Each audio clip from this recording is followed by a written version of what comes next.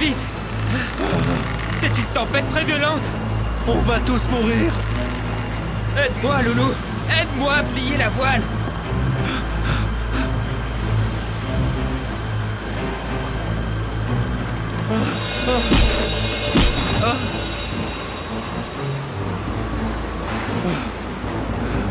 Je ne peux pas monter. Tire sur la corde!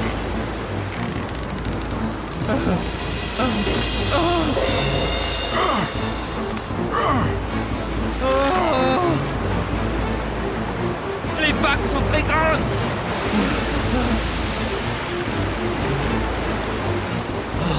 Oh non, j'ai perdu mon couvre-tête.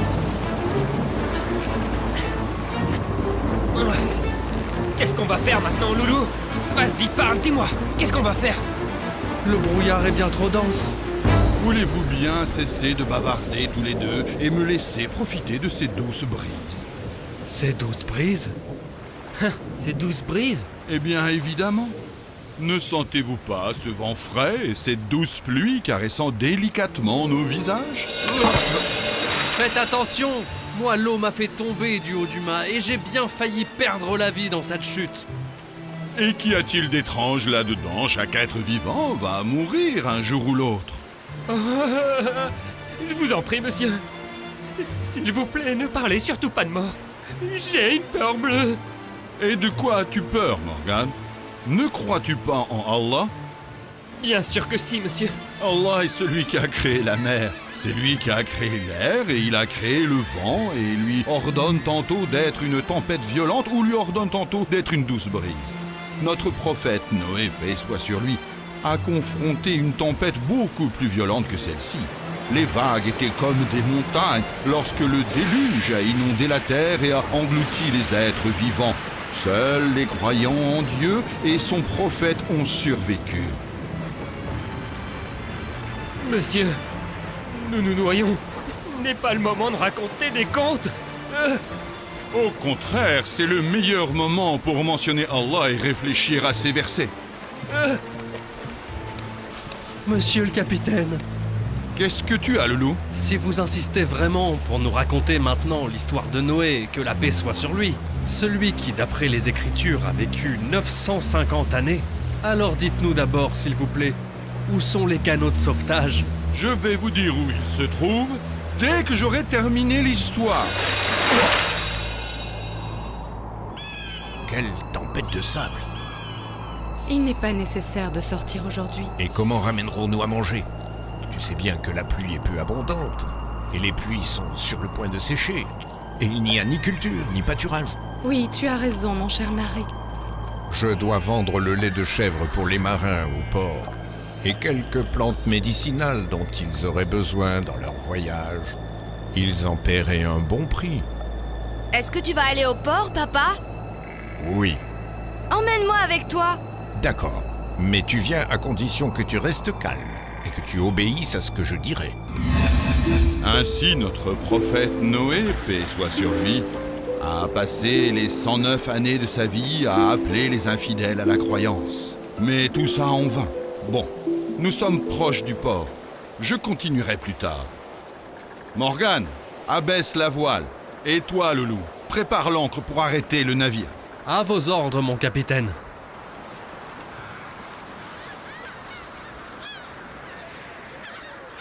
Hilal, tu es toujours vivant. Comment est-ce que ça va, mon ami? Je t'attendais, maître de la mer, et j'ai une très belle surprise pour toi. Tu me rends curieux. Qu'est-ce que c'est? Comment vas-tu, Jalaluddin? Par la grâce de Dieu, je vais bien.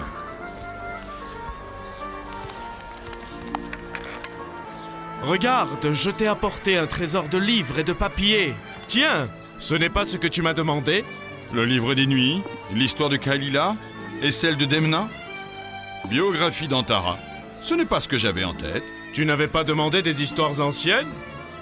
Ça, ce ne sont que des histoires populaires et imaginaires, mon ami. Ce que je t'ai demandé sont les vraies histoires. Celles qui ont eu lieu il y a très longtemps et qui ont été mentionnées dans le Saint-Coran. Très bien, je vais t'emmener au marché des livres et tu pourras y acheter ce que tu voudras. Allons-y alors. Morgane, Loulou, nettoyez bien le navire et recevez les boîtes de marchandises jusqu'à ce que je revienne. Tu vas partout, Ziad, tu me fatigues. C'est parce que j'ai envie de tout voir, papa. On n'est pas là pour s'amuser. Attends-moi ici. Je vais vendre les plantes médicinales. Garde avec toi ce qui nous reste de lait de chèvre, car tu pourrais avoir soif.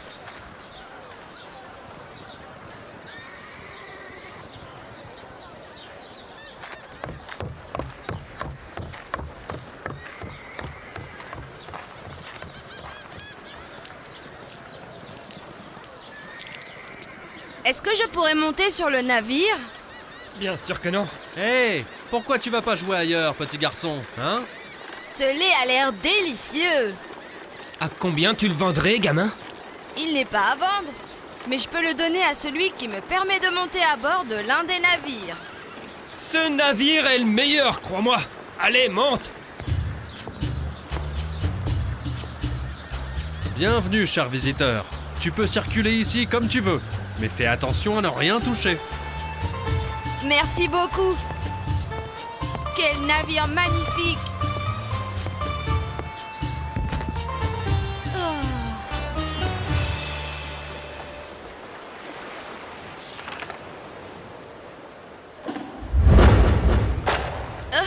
Qu'est-ce que c'est? Qui êtes-vous?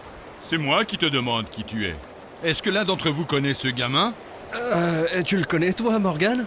Moi c'est toi qui le connais, peut-être, Loulou. Vous ne vous souvenez pas de moi? C'est moi qui vous ai donné le lait de chèvre. Si tu nous as donné du lait, c'est pour te balader sur le navire. Pas pour y dormir, hein? Oui, parce que si tu veux dormir à bord du bateau, tu dois nous donner encore du lait. Silence! Vous avez transformé le navire en un parc pour les enfants. Y a-t-il d'autres personnes qui dorment dans ma cabine? Préparez-vous pour retourner immédiatement au port. Il faut rendre ce garçon à ses parents. Depuis que je suis tout petit, je porte des vêtements de marin. Et j'ai toujours rêvé de devenir un marin comme vous. Un marin n'est pas quelqu'un de désordonné qui ferait tout ce qu'il veut quand il veut. Un véritable marin est un exemple de l'engagement et de la précision et du bon comportement. Mais qu'est-ce que j'ai fait de mal, capitaine? Demande plutôt ce que tu as fait de bon. Comment ça? Tu n'as pas écouté le conseil de ton père et tu as choisi une aventure, sans en connaître la fin. Si on veut bien reprendre toute l'histoire des gens de l'Ourdoud, tu as fait exactement le contraire de ce qu'a fait l'intelligent garçon. Mais quelle est donc cette histoire? Et qui est ce garçon intelligent, capitaine? Il y a fort longtemps, après que Dieu ait envoyé le prophète Jésus, paix soit sur lui, un petit garçon vivait dans la ville de Rakramat. Cette ville se situait dans la région de Najran, dans le sud de l'Arabie Saoudite. Elle était gouvernée par un roi injuste appelé Youssef Zin Hawass Hamiri. Et parce que c'était un roi injuste, il avait négligé les enseignements de sa religion juive et avait donné beaucoup de valeur aux magiciens et aux charlatans. C'est dans cette atmosphère corrompue que fut élevé notre bon petit garçon. Notre petit Abdallah a grandi. Il est temps qu'on lui apprenne un métier pour qu'il en tire profit. Oui, tu as raison. Le pâturage ne lui sera pas très utile. Que penses-tu de l'envoyer au temple pour qu'il devienne prêtre? Mais d'où sors-tu cette idée étrange? Les prêtres ne trouvent même pas de quoi manger. Nous voulons pour lui un métier qui est de l'avenir. Un fabricant de statues, un vendeur de vin, un ministre. J'ai ramené du lait pour toi, maman. Pour toi aussi, papa. Je vous souhaite un bon appétit.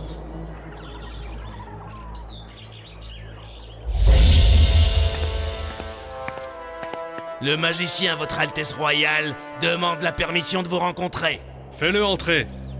Pourquoi ton visage a-t-il changé, serviteur du roi? Pour être honnête, monseigneur, je ne peux pas supporter ce magicien. Je ne vois en lui qu'un bandit qui ne jure que par le mal. Peut-être, mais il sait comment influencer les gens et les pousser à m'obéir. Croyez-vous en ses mensonges, monseigneur? Il sait parfaitement bien mettre en lumière les illusions. Ouais, comment arrives-tu à voir cette lumière puisque tu n'es qu'un pauvre aveugle? Car l'aveugle ne peut pas être trompé par les choses ridicules. Avez-vous entendu, monseigneur? Arrêtez immédiatement cette querelle. Pourquoi es-tu venu ici, magicien? J'ai pris de l'âge, monseigneur, et j'ai bien peur que mon art et mes connaissances ne puissent pas se perpétuer après ma mort. Pour cela, je suggère que vous me permettiez de former un ou plusieurs garçons à l'art de la magie. Je suis d'accord. Choisis les garçons que tu veux et donne-leur une bonne formation. Et fais bien attention à ce que cette science ne se propage pas dans la cité.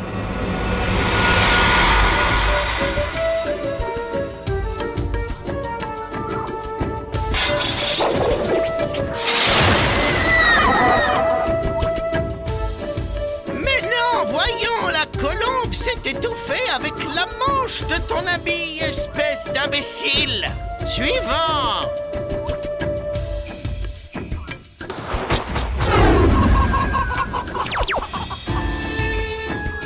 Tu ne sers strictement à rien. À ton tour maintenant.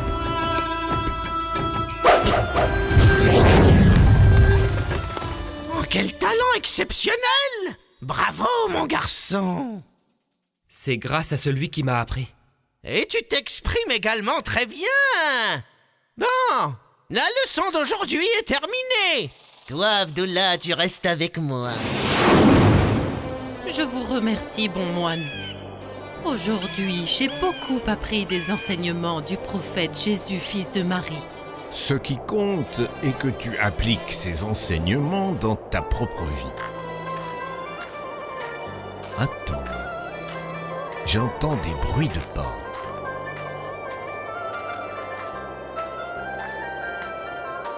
Qui est ce jeune garçon?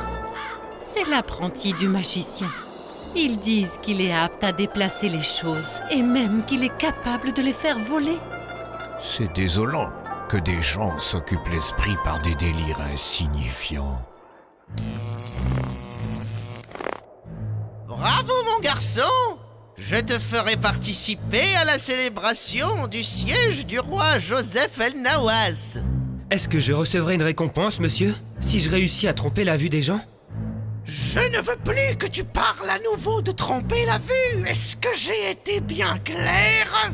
Les gens ne te craigneront et ne te respecteront que lorsqu'ils croiront que tu es un magicien et que tu es capable de leur causer du mal.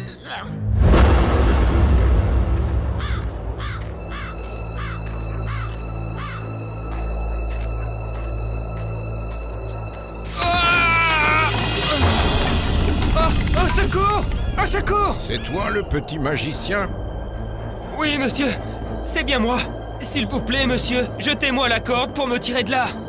Voici la corde. Tu n'as qu'à la faire voler et sauve-toi toi-même, si tu y arrives. Attendez, monsieur. Je ne suis pas capable de faire ça. Alors, mon garçon, dans ce cas, soulève-toi pour sortir de ce trou de la même manière que tu soulèves les rochers. Que voulez-vous de moi? Je veux que tu saches la vérité. Arrête donc de te faire toutes ces illusions. Mais qui êtes-vous? Je suis le moine. Le moine que le roi est en train de chercher pour le tuer. Dites-moi, vous n'aurez pas peur que je vous dénonce? Celui qui prie le Créateur des gens ne craint pas les gens, mon garçon.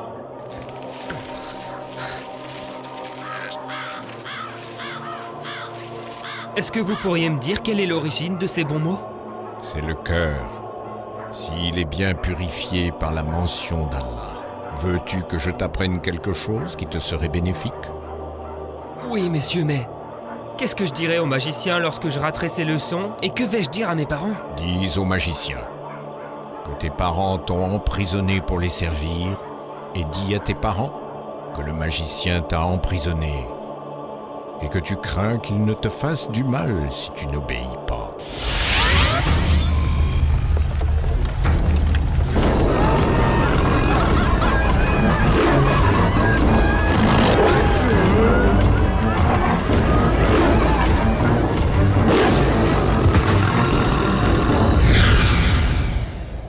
Où est-ce que tu es passé tout ce temps-là? Mes parents m'ont emprisonné pour les servir. Ce que tu dis n'est pas vrai. Tu es en train de mentir. Et c'est quoi la vérité alors? La vérité est que tes parents ont peur pour toi, car ils ont craint l'animal effrayant que tout le monde a vu. C'est la vérité. Il faut que nous fassions quelque chose. Que voulez-vous dire? Les gens se disent: pourquoi le magicien ne se débarrasse pas de cet animal? Pourquoi il ne le tue pas pour nous laisser en paix? Avez-vous l'intention de confronter cet animal vraiment? Oh, je ne sais pas.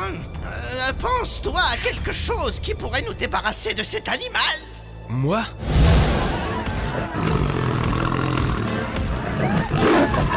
Éloigne-toi de la route, mon garçon! Cet animal va le tuer! N'ayez pas peur, je l'attends précisément. Aujourd'hui, je serai si Allah est du côté du moine ou celui du magicien.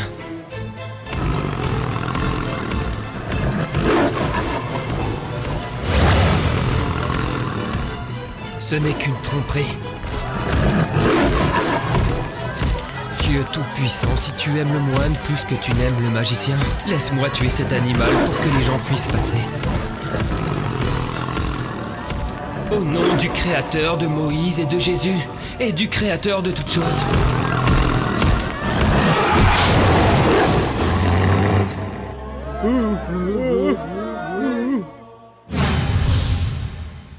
Au nom d'Allah, le tout miséricordieux, le très miséricordieux. Et lorsque tu lançais, ce n'est pas toi qui lançais, mais c'est Allah qui lançait. Et ce pour éprouver les croyants d'une belle épreuve de sa part. Dieu le glorieux a dit vrai. Le garçon s'est alors rendu compte qu'il avait choisi le bon chemin en suivant le moine. C'est une très belle histoire et sa fin est merveilleuse. Ce n'est pas du tout la fin de l'histoire, mon garçon. Ça n'en est seulement que le début. Le jeune garçon a entamé son chemin vers Dieu. Et c'est là qu'il a dû faire face à l'injustice et à toute la corruption qui régnait sur la cité. Prépare-toi pour rentrer à la maison. Mais je voudrais connaître la suite de l'histoire. Eh bien, qui sait? Peut-être qu'on se rencontrera de nouveau et que je te continuerai l'histoire du jeune garçon et du peuple de l'Okhdud.